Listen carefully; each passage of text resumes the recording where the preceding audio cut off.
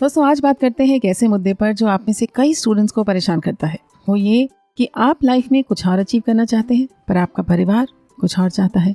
हो सकता है वो चाहते हो कि आप घर की खेती बाड़ी संभालें पर आप बिजनेस करना चाहते हैं। हो सकता है कि वे आपकी शादी करना चाहते हो पर आप सरकारी नौकरी करना चाहते हो सकता है कि आप यूट्यूबर बनना चाहते हो और उन्हें इसमें कोई फ़ायदा या कोई फ्यूचर नहीं दिखता हो। बहुत सारी बातों पर मतभेद हो सकते हैं। तो सबसे पहले तो हिम्मत मत हारिए। आप पहले ऐसे इंसान नहीं होंगे दुनिया में जो इस सिचुएशन में हो। तो अच्छी बात यह कि आपके पास कई ऐसे लोगों के उदाहरण हैं जिन्होंने परिवार से ऑपोजिशन फेस किया लेकिन फिर भी अपने विश्वास, जज्बे और जुनून को लेकर अपनी मंजिल पाई। उन लोगों की कहानी से इंस्पिरेशन लीजिए। एक एग्जाम्पल हम दे देते हैं, एक ऐसी बॉक्सर का जिनकी बॉक्सिंग का परिवार व समाज दोनों ने ही विरोध किया पर उन्होंने तो ठान रखी थी। तो अपने सपने के आड़े उन्होंने किसी को नहीं आने दिया। पैसे और रिसोर्सेज की कमी के बावजूद, फैमिली सपोर्ट के बिना उन्होंने ओलंपिक्स में मेडल हासिल किया। आप समझ ही गए होंगे हम किसकी बात कर रहे हैं। जी हाँ, मैरी कॉम की।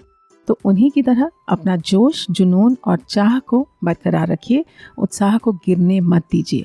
जब मन दुखी हो और जोश ठंडा होने लगे तो ऐसे ही किसी एक व्यक्ति की कहानी सुन लीजिए जिसने मुश्किलों के बावजूद सफलता पाई हो। दूसरी बात, परिवार अगर साथ नहीं दे रहा, पहले तो उन्हें तसल्ली से बैठकर प्यार से बात कर समझा कर देखिए। गुस्से और झुंझलाहट से कुछ हासिल नहीं होगा।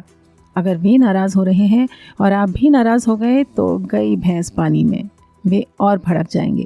तो आपको अपना पारा ठंडा रखना है और उन्हें वो सारे कारण बताने हैं जिसकी वजह से आपको लगता है कि आप अपना सपना पूरा कर पाएंगे।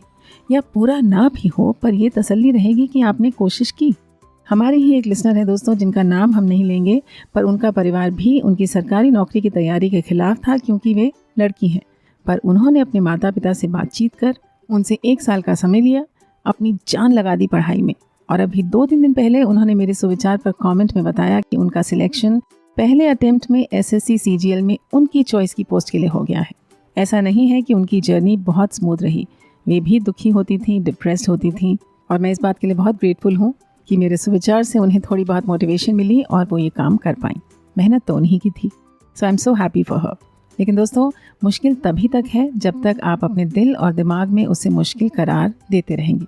एक बार ठान ली तो कुछ भी नामुमकिन नहीं है। दुनिया भरी पड़ी है एग्जाम्पल से।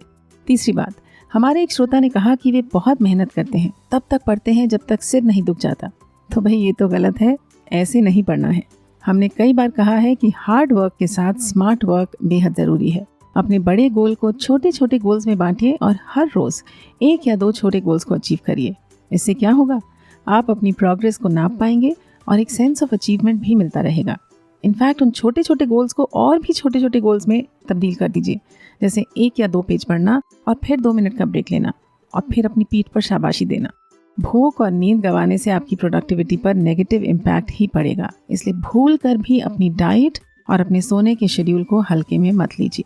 फालतू की चीज़ों में समय नहीं गंवाएंगे तो 24 घंटों में से 8 सोने के, 4 से 6 अन्य कामों के लिए, तो भी 10 से 12 घंटे हैं आपके पास अपने लक्ष्य की ओर काम करने के लिए। दिनचर्या को एक रात पहले से लिख कर प्लान करें जिससे अगले दिन टाइम खोटी ना हो। कुछ वक्त अपने मनोरंजन के लिए भी रखिए, बहुत ज़रूरी है। फ़ोन से आलतू फालतू ऐप्स को डिलीट कर दीजिए, नोटिफिकेशंस को बंद कर दीजिए और लग जाइए काम पर। डू हार्ड वर्क स्मार्टली, तभी तो खुद को और अपने परिवार को दिए हुए प्रॉमिस को पूरा कर पाएंगे। चले फिर, मिली हो इस ऑडियो से कुछ इंस्पिरेशन तो इसे लाइक और शेयर कर दीजिए। चैनल को सब्सक्राइब नहीं किया है तो वो भी करके बेल आइकन भी दबा दें। हम आपसे मिलते हैं कल, तब तक स्वस्थ रहें, मस्त रहें, सुविचार को सुनते रहें and have a great day.